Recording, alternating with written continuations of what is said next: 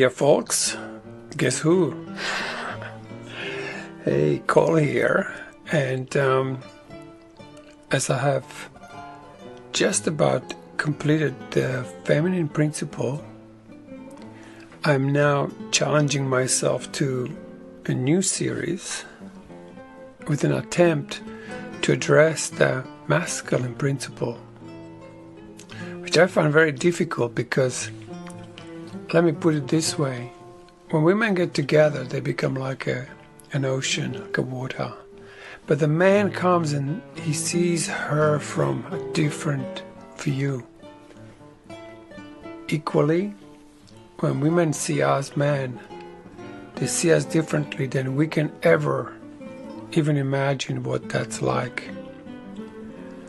And so I find it much easier to speak about the feminine because I see the feminine, I see the essence of a woman the way she can't possibly see it.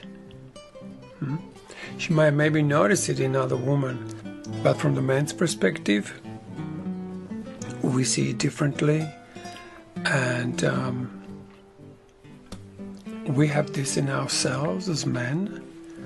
But the art of getting in touch with that part of ourselves and really come to a place where that can speak to us and reach us in ourselves to a point to which it actually enlightens the mind. It reflects the mind, its truth, its true face. Like I mentioned before, Kali, goddess Kali from Indian mythology, is this woman who comes with this knife and she cuts the man's head off, yeah? But it's not to just cut and kill, but she cuts the old head off so the brand new man can emerge. So he's seen, he went as far as into his terror as he could, which she represents this part of a terror aspect which we're so scared of in ourselves, that he comes to a point where he's so aware that he's now no longer terrified of his own terror. He no longer has a rage against this deep feeling of dark.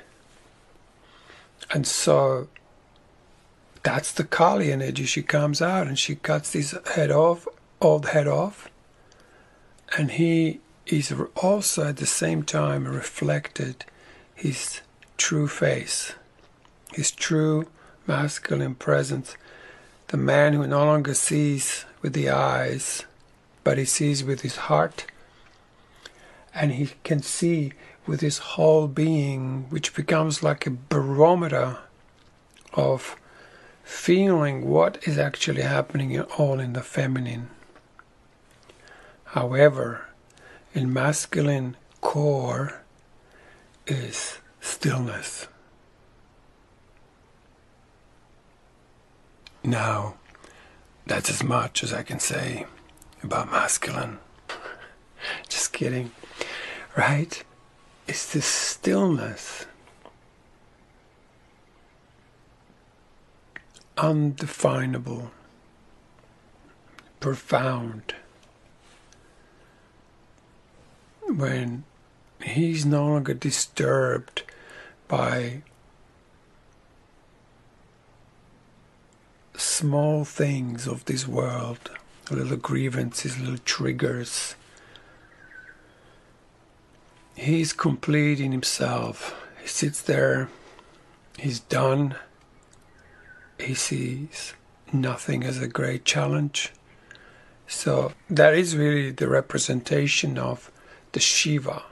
Yeah, God Shiva in Indian mythology is this God man, man who fully realized God in himself. But he's also masculine. He hasn't left the world. Like, I think maybe Buddhism was something about, well, let's go beyond this world. No, he goes into this world with his absolute certainty of knowing the truth. He penetrates any moment with knowing what is true and not really buying into what is not true. He's often portrayed as this blue presence, silent, very balanced.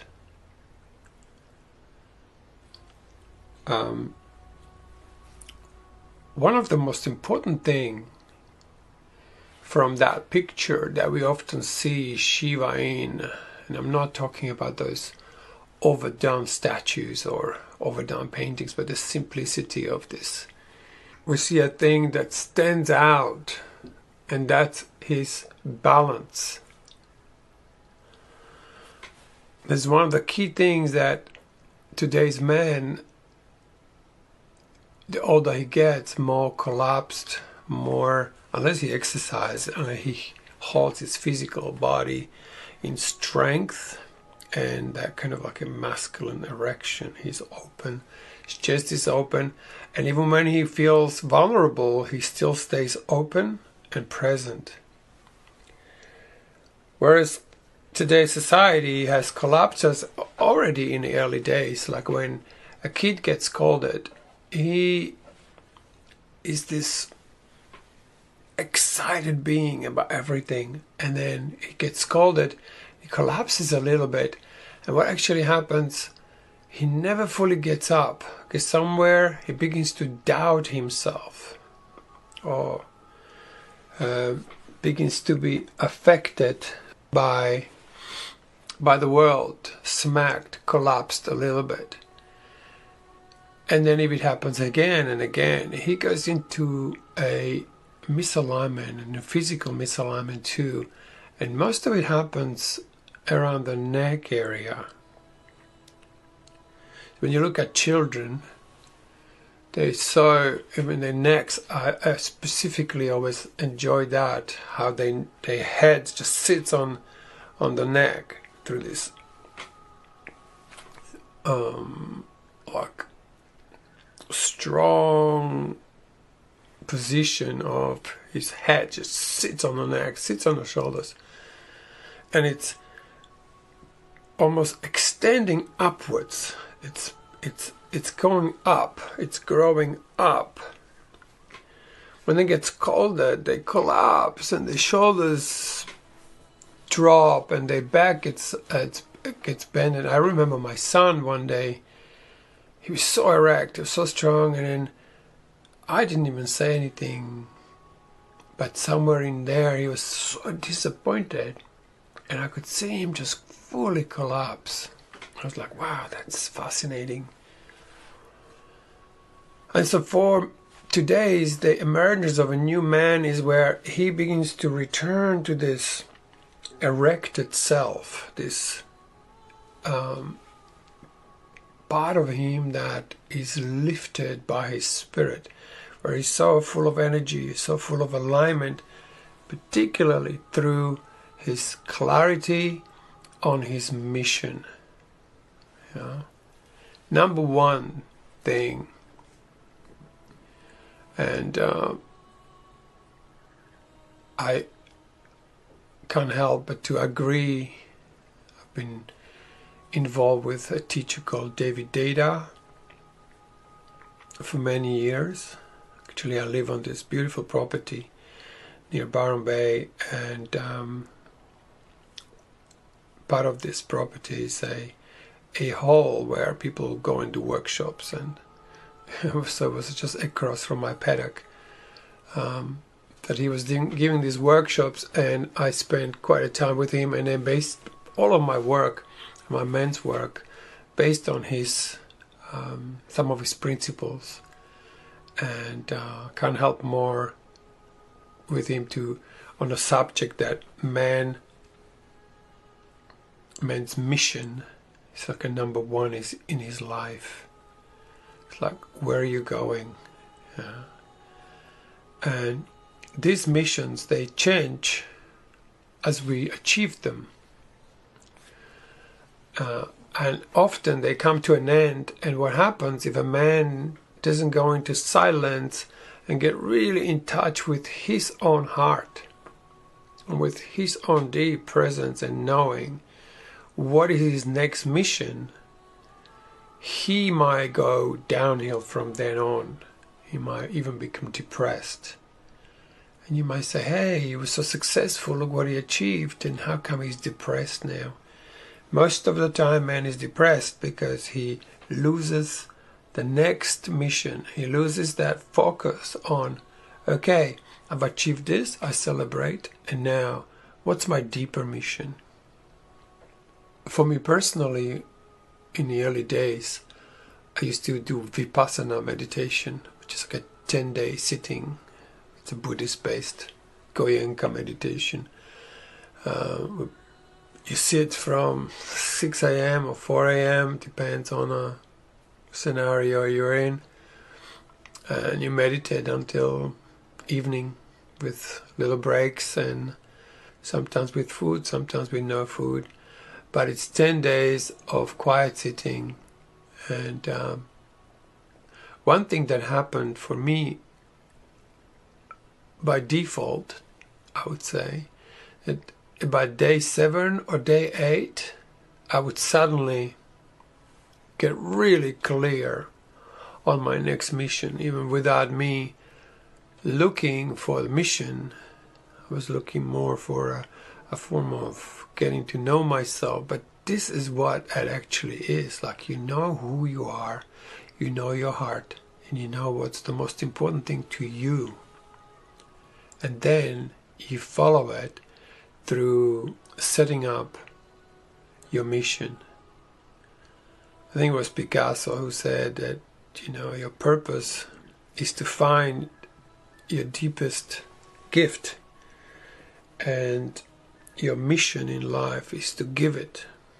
But as we deepen, we find deeper gifts in ourselves. We find our talents and our mission. And then to set up a scenario in which to give it in the best possible way. For women, that's more like it's all about love. However, for men, it's more about his mission in life. And for women is to, how can I do what my gift is, to give it in the most loving way, that it would bring the most love into the world, into the family, into the relationship. Whereas for a man, it's slightly different. Also, man experiences his own love more like a sense of freedom rather than love itself, which is very different to the feminine reflection in that. But they complement each other, because when you feel a free man, that is attractive. When you feel his freedom, his unshakable erection, where his body is just so erect, he's so clear where he's going.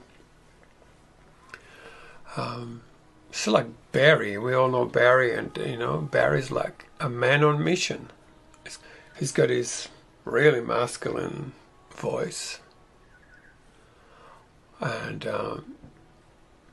his mission is to find books that are been lost to the public domain, and he digs them out from all different sources and uses his amazing voice to narrate them and share them with you, with the world, and what an amazing mission for a man to have.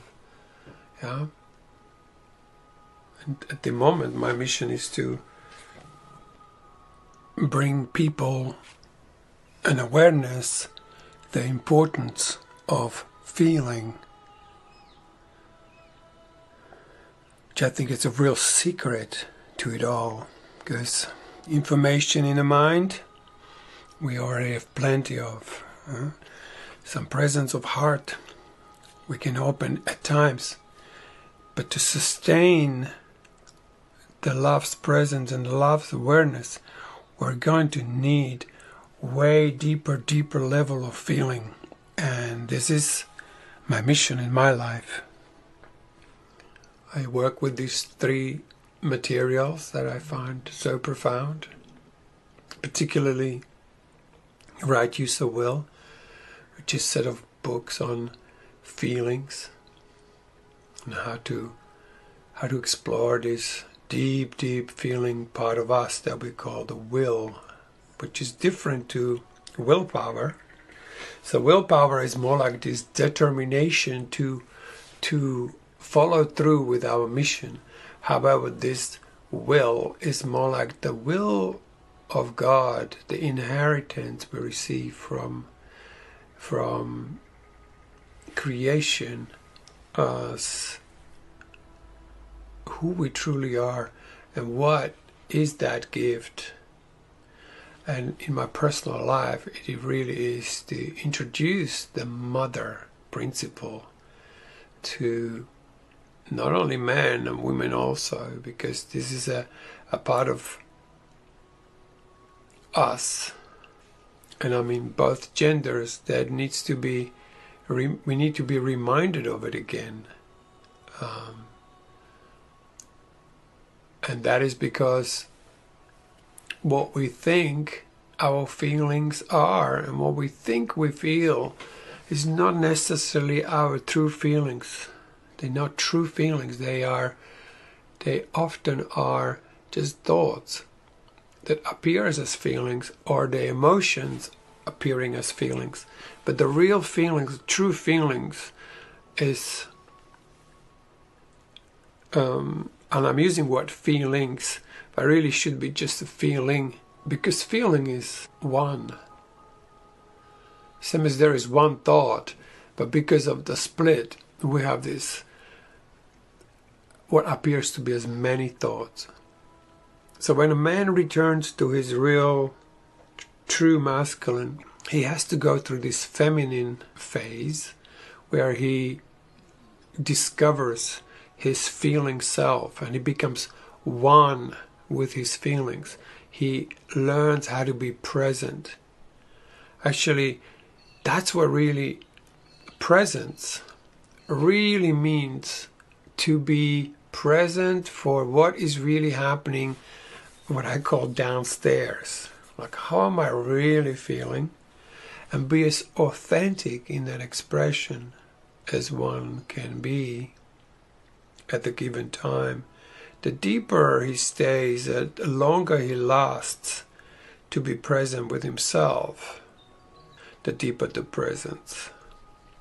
It gets very beautiful, because at some point his thinking vanishes. And I'm talking about the small talk that goes on in the head. Comes this exquisite quietness, and drops. The feeling is not dominating him. He is dominating the feeling, but not controlling it. And that's the beauty. He is dominating it through his mission, which is like he creates this, like a riverbank, in which the feminine can flow, but still it's not spilling all over the place. It's just going in its beautiful ways, following the flow. It's just flowing ceaselessly. Yeah, but the masculine holds it. So these are just metaphors, right? To how one can, maybe that which cannot be imagined has to be experienced. And so is with spirituality. You can listen to a lot of beautiful works out there that remind us of our true nature. Until we experience it, it's happened to somebody. You know, that enlightened man over there, or that Shiva over there. But where is my Shiva? Should be man's question. Like, where is that example life? Just an example life. I'm not saying to copy Shiva, but to learn from. Yeah, like we learn from Jesus, we learn from Buddha, we learn from Shiva, until we come to a place where learning is no longer necessary. Yeah? You don't have to study something that you've already learned. You might refine your art, but it's no longer learning. It's more deepening the knowing, deepening the presence, until you remember yourself so completely that there is no comparison, or there is no difference between what God is and what you are. You're the same, and you return to the state of creating rather than making stuff up. And for the creation, we need this masculine presence, we need this feminine openness. So the inspired idea is dropped into this womb that creates a new life, creation of the new, or the creation or emergence of the new man. New man is in a way selfless. He's no longer needing so much. His needs are overtaken by creation. So whatever, if there is anything that appears to be lacking, he simply closes his eyes and begins to feel deeply within himself to find out.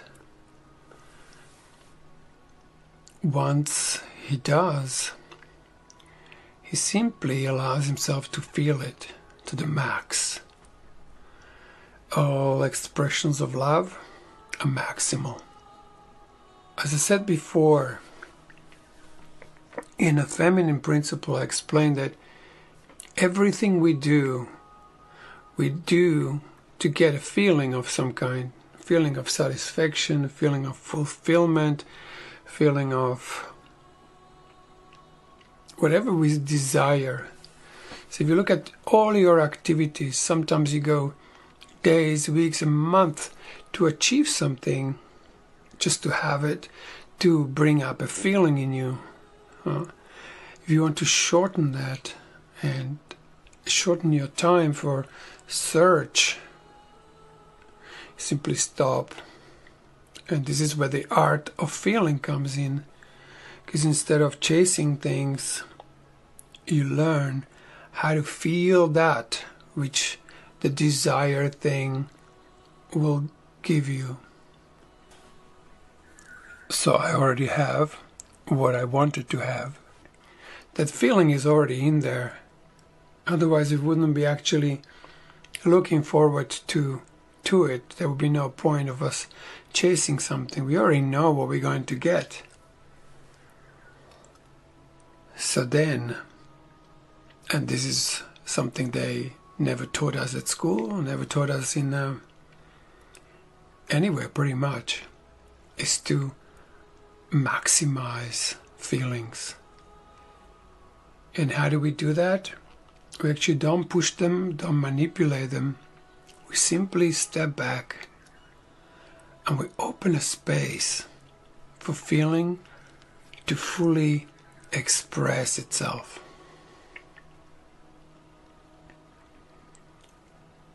So now I'm feeling whatever I think I'm lacking or would like to have. And that feeling begins to come in. Show an example. I had a one man from a men's group comes to me and goes like, "Oh, so in love with this woman, da da da da." And I said, "What is that feeling she brings up in you?" And he goes, "Oh." And I say, "Are you feeling that feeling now?" I goes, "Yeah." So I said, "Why don't we go and express this feeling more than you would ever even experience while being with her?" And within a few minutes, that feeling was virtually saturating his being. he completely fulfilled that in himself. And now he wasn't chasing the person anymore, because he got like, oh, I already have this. And if she finds that attractive, then she will chase him. And that's always, women, we probably know when men chases you, it's because he's missing something, and it might feel like a nice thing, but I think women should choose a man she wants, and otherwise they will just always lean into you. I don't know if that's totally desirable, unless you are missing something in yourself that you think you can't fulfill in you. This is a beautiful way of learning how to use feeling self for not only learning how to be present, how to be truly present as a man, this masculine principle comes in a beautifully dominant way in himself. He's fulfilled within his own self, as if his ultimate potential is being birthed right now. Just quite an amazing thing to achieve, because you are basically being incarnated by your ultimate potential, which is already in you. You just haven't had a chance to slow down and open up this feeling realm in which all the inheritance is already waiting for you. So you sit in this ultimate completion now, not one day. Did something similar in my men's group, where a man was hoping to get something when he retires. And then he realized that within few attempts, he already had that very same thing he wanted to achieve, which was freedom. And what is freedom? Freedom is a feeling in us that has a full expression. And then no matter what happens in the world around you, you can still have that feeling of complete freedom. Because you actually give it space to manifest. So for a man to get this sense of freedom, it's actually quite simple. Feminine quality is generally fullness. Masculine quality is emptiness, nothing. The masculine bliss is when everything's over. We go on a mission and then it's like, achieved. It's over. That's a sense of freedom, an end of cycle, end of phenomena. However, man can deepen his sense of freedom by allowing himself to feel free. So it's not a state, or it's not a day when he achieves this and all his little missions. But now, when he allows himself to completely feel what the freedom feels like, that feeling is already in everyone, men and women. We just haven't never sat down and go like, if you were totally free right now, what would be the feeling? And if you have any feeling available, you immediately begin to feel this feeling up of this quality of complete freedom. It's a feeling where pretty much everything goes very, very far from the man. He goes into this pure emptiness, but there is nothing. Ooh, I'm free. There is no life to believe. There is no death to achieve. There is no life at all is none of it. It's all gone, empty. Imagine if you're a man, and you can do this as a woman if you wanted to practice a little bit of enhancing your inner masculine, which is a beautiful thing. I do it a lot with my own feminine. I mean, she's my most dearest thing in my existence. And I love her so much that she's always number one. Yeah, she lives in me. And she loves me back too. So that's pretty wild. But in a sense, I am not her slave. I'm not anything to her except I'm delighted by her presence, by her openness, by her receptivity, but most of all, her reflection. Because if I'm full of it, she will reflect it. If I'm off, she will reflect it. When I lose feeling, I go, I must be off somewhere. I'm off my mission, I'm off my integrity, I am off my truth. I'm doing something I don't really want to do, that's another one. But my feeling now goes, hey babe, where'd you go? Why'd you leave me for this or that? Or why did I have to leave you because you were a complete jerk? Yeah. Where did you go with that mind? It's like, whoa, you're right. Completely gone into like mad fantasies that had nothing to do with my destiny path, with my mission, with my what I am wholeheartedly all about.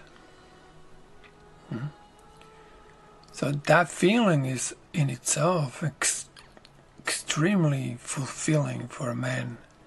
It gives him a sense of freedom because I can do anything I want. Can also right now begin to feel a desire and then immediately it's fulfilled. It smiles me, it sweetens my body, my chemistry in body goes like a nourishment, yeah. So it's a very beautiful quality in man to develop a sense of freedom. And he doesn't have to wait very far because you can just go, if I was completely free, how would I feel? And then you simply step back and let the feeling show you what that's like. And if it's something familiar, forget it. This, when it comes, you're just gonna go like, oh my God. You know, you have a change in facial expression. You'll have maybe even tears in your eyes. You'll be touched deeply. It's a brand new thing. And it's unlimited. The sense of freedom can deepen and deepen and deepen as you can handle it. So for the man, it's really good to look at how open can he be, and even how openly do you take what I have to say. I'm not saying I'm right, but it's like, what's the level of receptivity, you know? Because masculine grows by challenge. So if I'm talking here, I'm sure your mind would somewhere, as opposed to a woman's mind, they could maybe delight in this kind of overviews. Masculine wants to challenge it. But that's healthy, because masculine grows by challenge. However, feminine grows by praise. Praise on a certain level, but on a deeper level, feminine grows by being seen. Man has an incredible capacity to see so deep in a woman that she can't herself see that. Yeah, because we're reflections to each other. And so when man has a capacity to feel all of his own feelings, good, bad, ugly, he will be able to see woman so deeply not with his eyes, but he sees her with his heart, with his presence, and with his deep feeling. Like she becomes to almost exist in him. That's why he can feel into you so profoundly, but only if he can do that within himself. So coming back to being challenged, if I just sit around in my bliss, it's lovely. At some point, I want to get moving. I want to go like, okay, what's next? And then somebody comes and says, hey, Cole, how about this? And I go like, you're right. Next minute, there is a mission. There is something to be challenged by. So, that's on that. So instead of sitting in meditation, my meditations are active. They are incarnative, like I could say, hey Shiva, what was you? How would I see it? How would I breathe? And boom, I begin to get these examples of another way of being, which is all in there. All of this is right there, ready to go. But one has to get used to these higher energies, because when you start feeling this like a bliss, and you go for a few hours, or you start to feel like deep sense of satisfaction, and you sit in it, and you nurture yourself with this achievement, right? Instead of like pat yourself on the shoulder, it's like, okay, what's next? You gotta come to some kind of, okay, I reached this, and now I want to have it. How many times we get something new, we're so excited, in a few days we realize it was just the normal again. Rather than having these incredible feelings of gratitude, for example, for something, you just sit in it. And the mother within, the feminine within, begins to birth that to the max. Now that's my meditation. I'm allowing this more. I feel this in every cell of my body. I feel it in my feet, my ankles, my legs. I feel it everywhere. That includes organs, and including the elimination system. Like it's absolutely everywhere. Like we say in a man's group, like you got to breathe it into your balls virtually. So the man becomes incarnated, and so he's not divided in his heart and his mind, and his sexuality is like 3 different camps. It unites into one loving self, and he makes love to woman with that presence. She swoons because of who he is, and if she doesn't, she's with the wrong guy. Right? Like, you choose a man that's on a mission, that's ignited. Otherwise you settle for some kind of reflection of who you think you are. And so it's also very important how we as women, that was well said, that women practice also being like, what is to be truly feminine? If I was the most feminine woman, how would I walk? How would I talk? And what wouldn't I think? Because that pure feminine is hasn't got these programs called language and verbal, often diarrhea, that man installed into the feminine in some way, and she also took it on. So now, instead of being shown how a woman feels, she tells you. And I tells you also why. And we as men, we usually take it as like, whoa, we've done something wrong. Next minute we feel guilty. Next minute we're like little boys with mommy. And what kind of relationship happens through that when we lose our spine, when we lose that deep knowing of who we are, and then we don't sell our sovereignty, like who am I? I'm this. And if this is getting in any way shaken up too much, then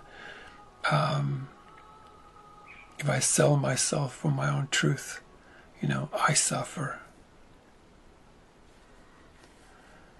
So for the feminine to go into this state of how would I walk, how would I breathe, how would I feel, what would I not say, how would I sound, how would I dance, about the most feminine being on this planet. And that idea in itself has a capacity to fulfill and show you from experiential point of view, not somebody in a dance class showing you what steps you have to take. You naturally begin to move, because that's what feminine does. It's a movement. However, this masculine, it's all static. It's all like, yep, here I am. So that ultimate kind of union, Shiva Shakti, is that he sits there and he knows I'm God, and he knows even that I am not God, that the I am does not really exist. Because I am is also just like a phase. But then you lose completely the I amness into the wholesomeness of creation, although you remain individuated. It's like, hey, cool, make it a bit more complex.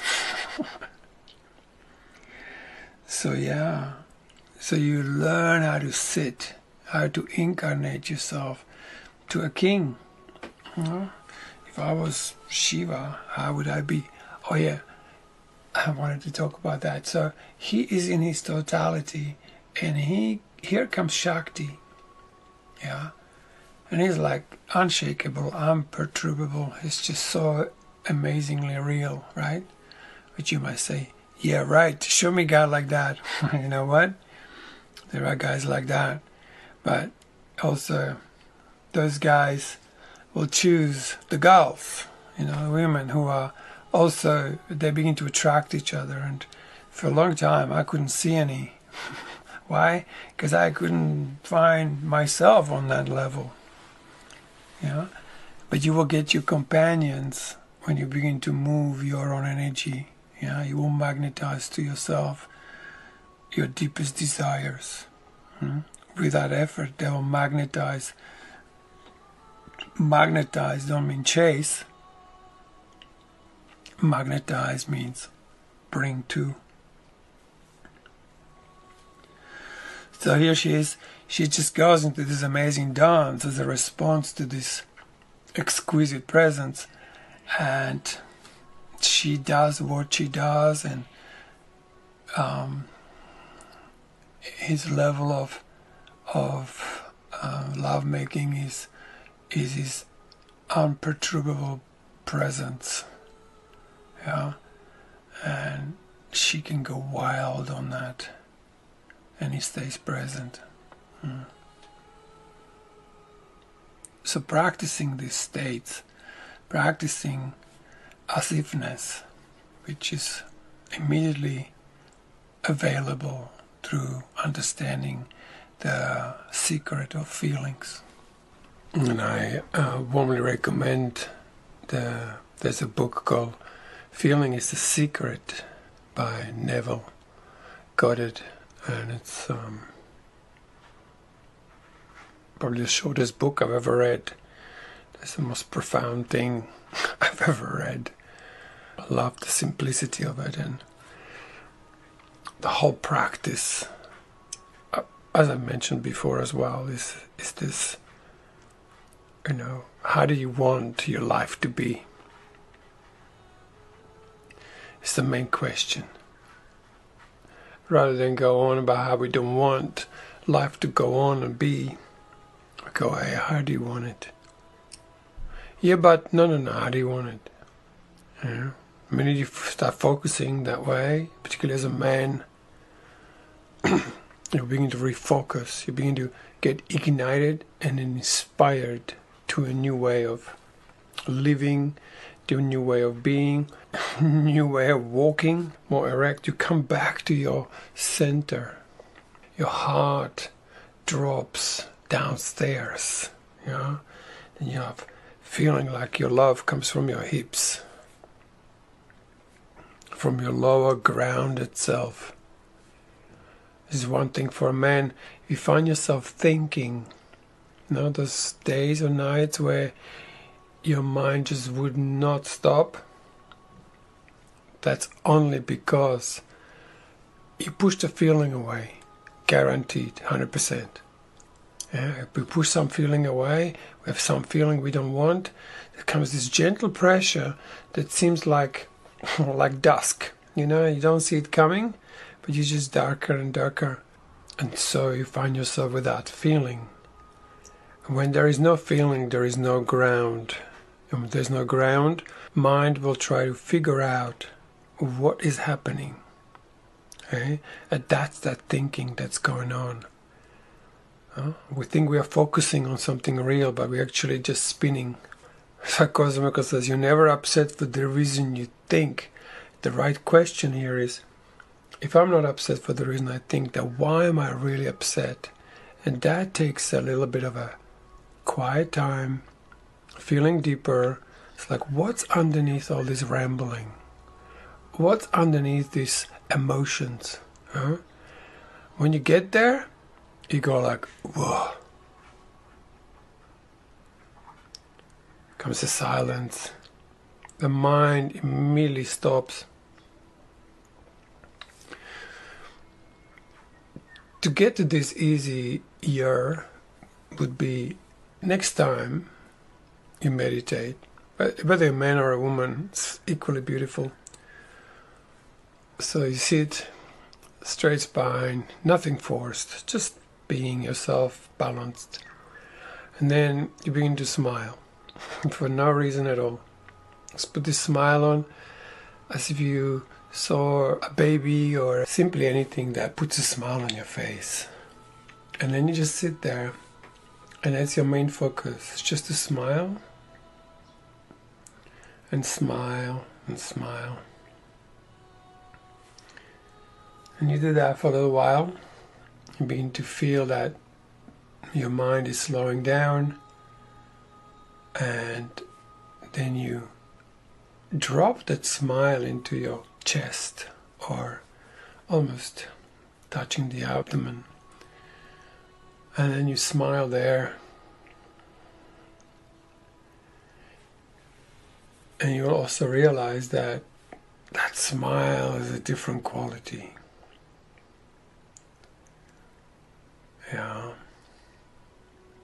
You begin to notice that everything in your body begins to follow that smile, because to be happy is your natural inheritance, no matter what you say. Our natural inheritance is peace, joy, fun, and wellness.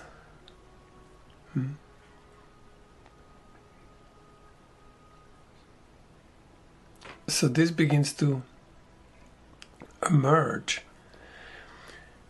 when I have these experiences, when I drop suddenly into this, out of nowhere really, into these profound deep places. It immediately smiles me. I was like, oh yeah. And the smile that comes on my face, seriously, you can't fake that. However, when you're not smiling and you can't access this part of yourself, you can do the same thing. You just start smiling, and you're just determined to smile. Focus on that and drop into your heart. And when you in your heart for a while, let it smile in your belly. And that smile doesn't come on real fast. Otherwise you're just visualizing and projecting. You got to wait until that belly begins to smile itself. And you will suddenly feel this warmth going everywhere. But most of all, at that point, you'll have these miniature thoughts maybe. They're more like awarenesses. Well, sit there for 10 minutes, 15 minutes, and notice how your whole physiology, your joy, your elevation of the self, even your feelings begin to be happy, right? And I'm not in denial of bad feelings. I'm just right now actually focusing on the feelings that are our natural inheritance. So I'll leave you with this, because you might be doing it, and it would be nice to continue. So just sit there and allow this beautiful flow of the inner joy that is your natural inheritance to magnify. And when you feel that you have so much of it that you can't bear it, and that would be, I would say, you're doing that exercise correctly, it becomes unbearable, becomes so strong, it's like, wow, everything magnifies. You begin to give it. To have something in the deepest of love is to sustain, and to sustain it is to give it. So now you lit up and you begin to give it, not specifically to anyone, although you can say to everyone, I offer my joy, but it's just simply giving it in every direction, just like the sun in the sky. That's why the word Son of God and a Son of God is same sounding word, because it reminds us of the radiance, the ooze, where you just simply shining that which you are. And when you get out of that meditation, you continue. You walk, go down the street, and you just beam, and God goes with you wherever you go, I guarantee that. Okay, so on that note, we'll catch you next time. Thanks for listening.